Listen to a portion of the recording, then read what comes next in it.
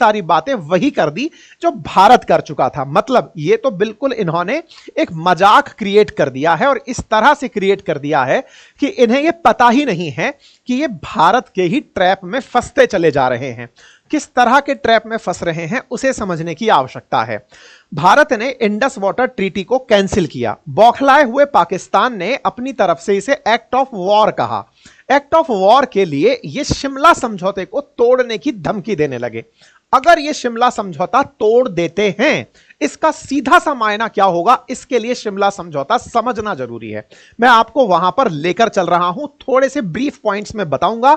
Morning के session में भी मैंने आपको, दोपहर के सेशन में भी अंकित इंस्पायर इंडिया पर शिमला समझौते की जानकारी दी थी। फिर से एक बार ब्रीफ जानकारी दे देता हूं कुछ पॉइंटर्स में कि भारत पाकिस्तान के बीच 1971 का जो युद्ध हुआ, जिसमें हमने पाकिस्तान को दो भागों में तोड़कर पूर्वी पाकिस्तान को बांग्लादेश बनाया था, उसके बाद जैसा होता है युद्ध के बाद दोनों देशों के बीच समझौते होते हैं, उसी तर्ज पर शिमला समझौता हुआ, जिसमें भारत की प्रधानमंत्री इंदिरा गांधी और पाकिस्तान के राष्ट्रपति, जो बाद में प्रधानमंत्री भी बने थे, जुल्फिकार अली भुट्टो, इनके बीच समझौता हुआ। और इस समझौते में भारत ने जिन पाकिस्तानियों को बंधक बना लिया था, 90,000 से अधिक पाकिस्तानियों को भारत ने रिहा किया था।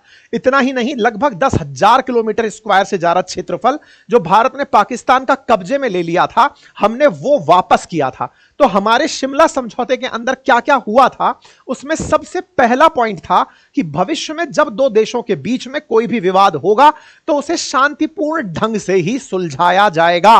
मतलब आने वाले समय में दोनों देश युद्ध नहीं करेंगे, ऐसा पहली कसम खाई गई थी। दूसरी कसम खाई गई थी कि दोनों देश अपने द्विपक्षीय वार्ता के माध्यम से ही बातें सॉल्व करेंगे, किसी तीसरे के पास कश्मीर का मुद्दा या दो देशों के बीच के मुद्दे को लेकर नहीं जाएंगे।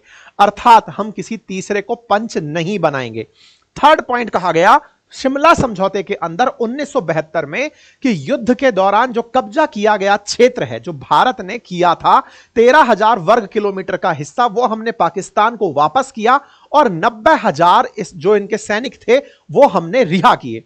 और जो सबसे इंपॉर्टेंट घटना यहां घटी, जिसके ऊपर आज भी मलाल होता है, वो घटना यह थी कि जिस पाकिस्तान ने भारत के एक हिस्से पर सन 1949 में ही कब्जा करके अपना ऑक्यूपाइड कर लिया था, जिसे पाक ऑक्यूपाइड कश्मीर कहते हैं, उस समय की जो लाइन थी, जिसे युद्ध विराम रेखा कहा जाता था, सीज फायर लाइन कहा जाता था, उसे ही लाइन ऑफ कंट्रोल के तौर पर मान लिया गया।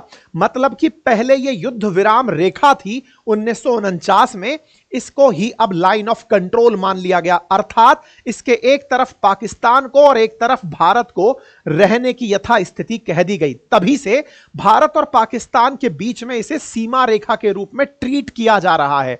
हालांकि यह पाकिस्तान के द्वारा अवैध रूप से कब्जाए गए कश्मीर का एक बॉर्डर लाइन था। अब मुद्दा यह है कि शिमला समझौते से अगर पाकिस्तान बाहर निकलता है तो ऐसे में यह वाली संधि टूटते ही भारत को बहुत बड़ा लाभ होगा। किस तरह का लाभ होगा वो मैं आपको बताऊंगा।